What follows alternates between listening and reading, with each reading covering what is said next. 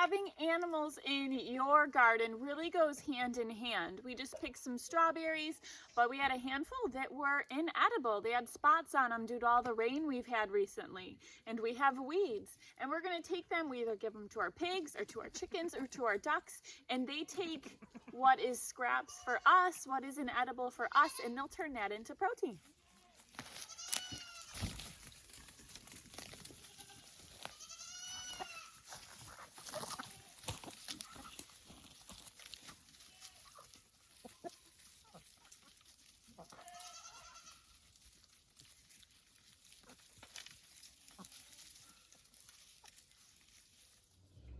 Welcome to our kitchen. Since we couldn't do our strawberry canning workshop this year, we thought we could help you get started in your own kitchen. And we'll be doing a very basic strawberry jam recipe today. So here's what you are going to need to get started. The first thing you need, of course, is strawberries. You can see we ate a lot of them since picking. Then you need sugar, and you need a lot of sugar. We have some sugar. And butter. And a little bit of butter. Not everybody uses this, but we use just a little bit just to prevent the foaming.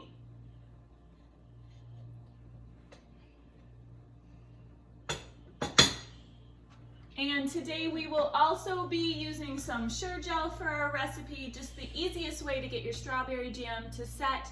There's many different varieties, but this Sure-Jell is for use in less or no sugar needed recipes. You will also need mason jars. We have our half pint and smaller varieties. You'll just have to choose what works for you. Each has a wee bit different processing time.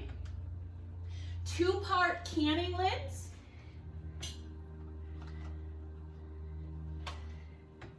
These are the lids, and this is the screw top. Yep. You will need a jar lifter. Other way? Yep. So that your hands are not reaching into that hot boiling water. You will also need something to measure your head space. Head space is the amount of air you have between your jam and your actual top of your jar. This has little measurements right here to kind of help you do that measurement when you're first starting. It's very useful. And then you'll need a magnetic lifter for your lids. Bring it up and show them. Again, just something to keep you from having to reach into the water to grab these lids when you are sanitizing them. You will need towels.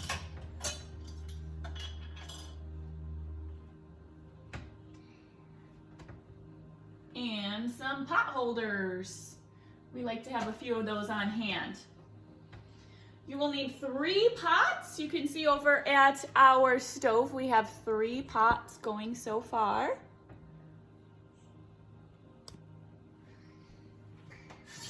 One pot right here. This is what we will be using to put our strawberry jam in. One tiny little pot to put our lids in, and we will put those in right now. We're going to need 8 screw top lids. 1, 2, 9. And we'll put these ones back in the jar. Santa just loves to fill my stocking up with these. If you are first starting out buying your mason jars, you're probably going to buy them in a kit that already has the screw top lids on them. But eventually every year you get to reuse your mason jars. And these parts here, you actually cannot reuse these every year. So every year we have to replenish our stocks of this part of the lid. But this, he does. He knows Mommy likes to can. These parts right here, you can reuse these every year though. So we just keep these stocked in our storage. We will be filling this pot up and getting it to boil for 10 minutes just to sterilize these lids.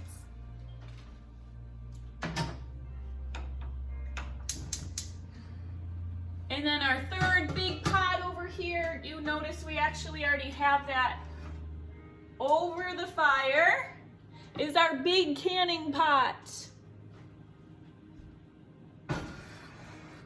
We have filled it up with water. You want it a couple inches taller than what your jars will be. Want to take the top off? Let me move you a little closer, love. And we have started, you want to leave it off for a minute? Can you leave it off for a minute? Thank you. You can see we have started to heat our water because this often takes the longest time, especially if you're getting into quarts and canning quarts. But since we're just canning with half pints today, we have it a little bit less than halfway full in our canning pot. To sanitize your jars, you're going to need your jar lifter. You're going to need that pot full of boiling water, and we will be placing those jars in. Once they are boiling, we like to let them boil for a good 10 to 20 minutes.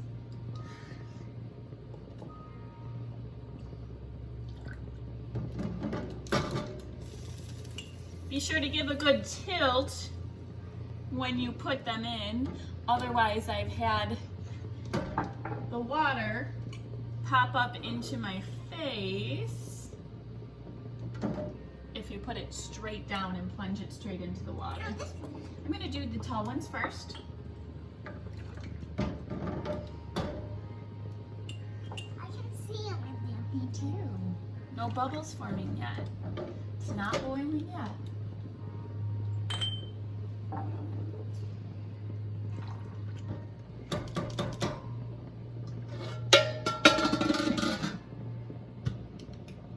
And we put the top back on to let this start to boil because it will take a little while. Once it starts to boil, then we set our timer for a good 10 to 20 minutes to sterilize these jars.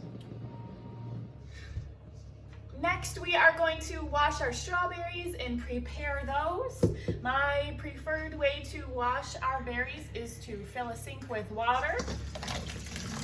We dump the berries in, they're going to float.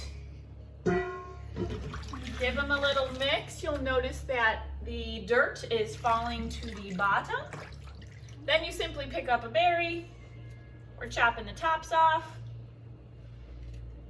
cutting them into a few pieces. And today we are going for a full 12 cups of berries because we are doing a double recipe. I also have this really nifty tool that my aunt gave me that really lovely just pulls the top right off of the berry. Nice and simple. If you have a lot of berries, that can save time too. Want to try it?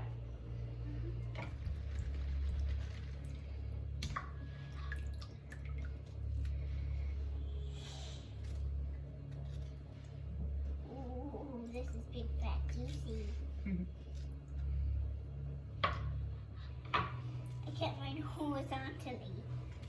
Oh, you did.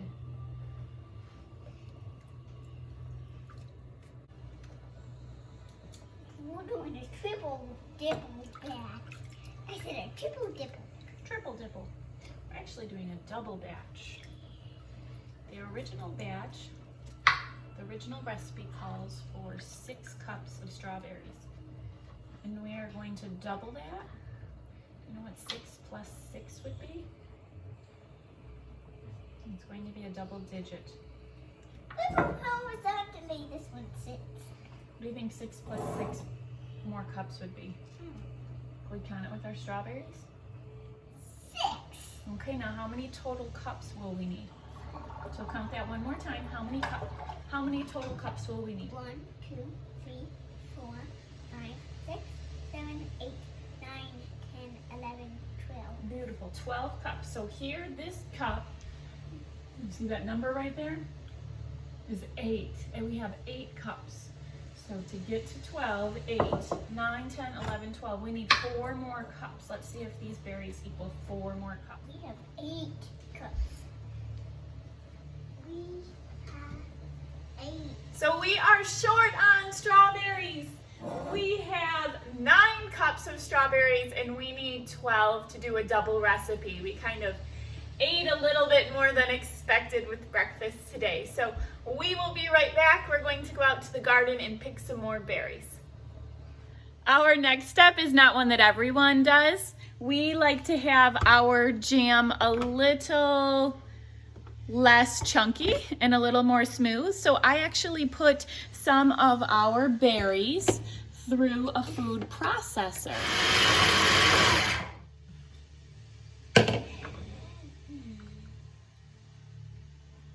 We just do a nice quick puree like this. It doesn't get extra super runny, but we like this consistency when we make our jam.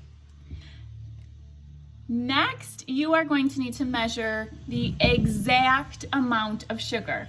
And for this recipe, do you want to show them, Leela? Sure. That's how much we need. We need a full 8 cups of sugar for 12 cups of berries.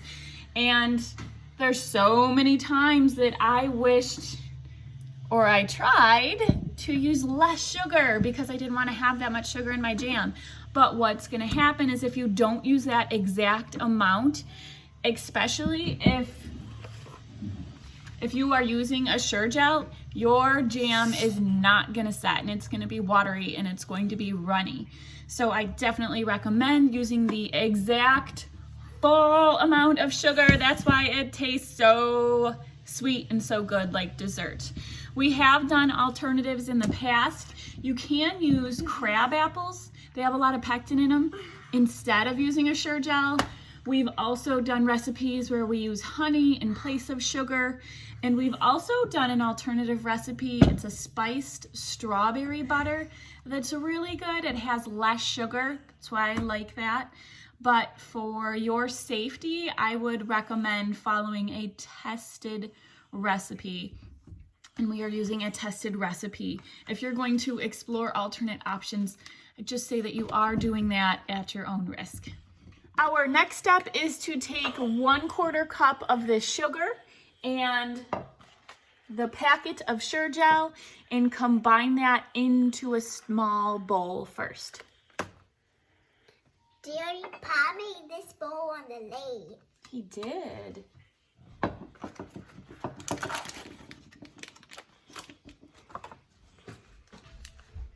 Measure out 1/4 cup. Now make sure you're doing it right over top in case any of it falls. There you go.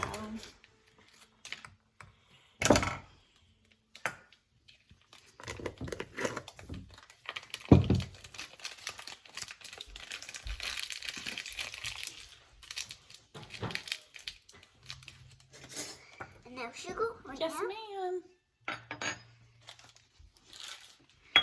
Spoon it. Stir it all together.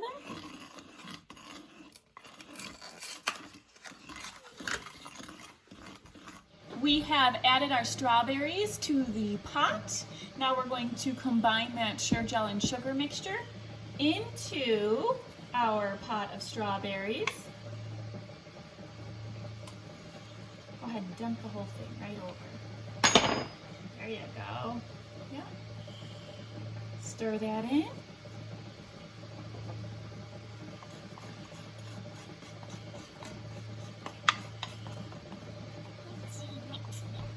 Nice and slow.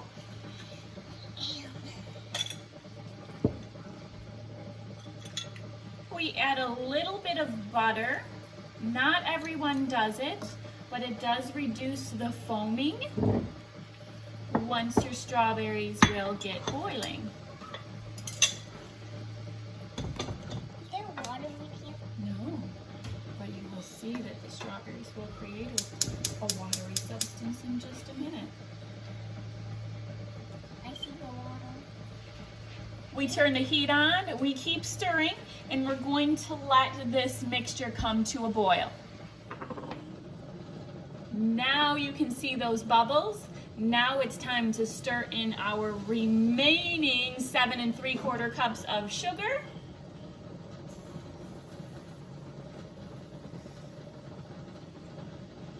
Wow. It looks like snow. It does. I like snow. We're going to get that all stirred in, and when we return it back to a boil, we set that timer for 1 minute. The next step I'm going to explain first because it moves super fast and we can't stop and dawdle with this stage of the canning process. This is actually the stage where I don't even have the children help out with this process. But you will need your canning utensils. What we will be doing is taking our boiled strawberry jam, placing it down on the counter, using my lid lifters to pull the jars out of the canning pot. And as soon as possible, we put our funnel on the top, we pour our jam into the jars, leaving a 1/4 inch headspace. And that's where this tool can help you decide what is a 1/4 inch so that you have the right headspace for safety with your canning. You will be using your magnetic tool to pull out your lids, screwing those tops on. You want to get them tight, but not over tight. And then as soon as possible, placing those jars back into the canning pot and returning them to a full, gentle boil.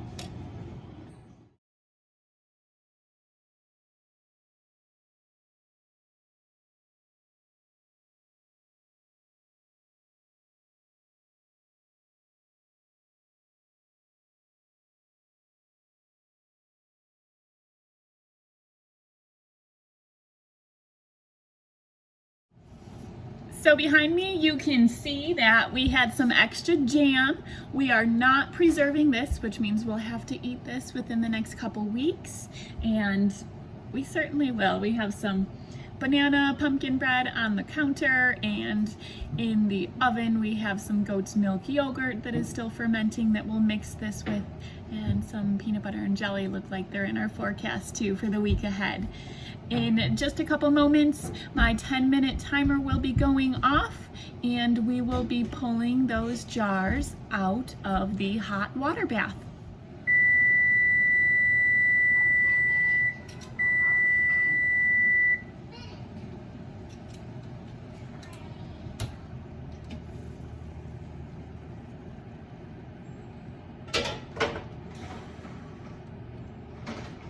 I do not have a jar lifter small enough for these jelly jars, so the best thing is just to hold them a few moments above the water before moving them over onto a towel on your counter.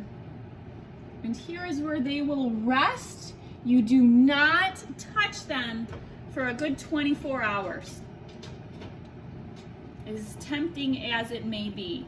We are listening for a popping sound, and if you hear a popping sound, that is music to your ears. That means that your jar has set and that your jam will stay preserved for the next year ahead.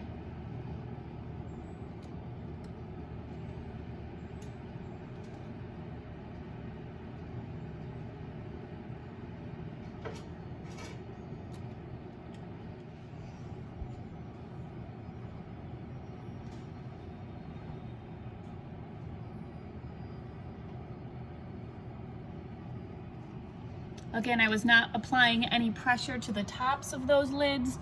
I was just getting some of the excess water off of them. So we will listen for a moment. Oh, that was exactly what we wanted to hear if you heard that little pop noise. Okay, our jam has set overnight, and we are going to check to see if they were fully preserved in our hot water bath canning method. This jar, if you remember, I did not put in the hot water bath. This was extra, and I put it in my refrigerator last night. I did put an old lid over the top, so you can tell that this jar is not preserved by listening to the noise it's going to make when I press down on the lid. Did you hear that noise? So that lets me know if I hear that noise when I press on any of these lids, I will know that that jar did not get preserved, and I will need to refrigerate and eat that jar as well. So let's give it a try and see. Again, we have not touched these since yesterday afternoon. Good, good, good, good. That's just my finger you can hear coming up on it, not popping. Awesome. Again, those have all set. I'll redo this one so that you can hear again what that noise would have been. But here's the popping noise we would have heard. That popping noise. We are going to unscrew every one of these lids. We do not store our jars with the lids, the screw bands on, because they will rust out, and we like to reuse these for the next time. So we take these off, we wash these. I will write on the very top of my jar what it is and the date so that you know in the future in case you forget. As we often do, those labels will really help. We like to write right on top of the lid because we are not going to reuse these lids again for canning. So I write right on them, and I don't spend the money on the extra dissolvable labels because I can write right on the lids.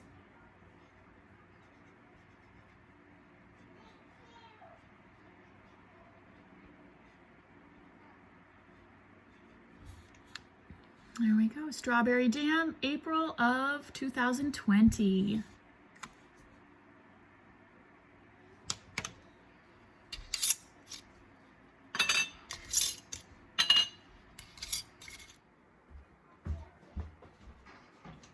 Strawberries are the first abundant treat of the springtime that we have an abundance of and that we are able to put up for later enjoyment.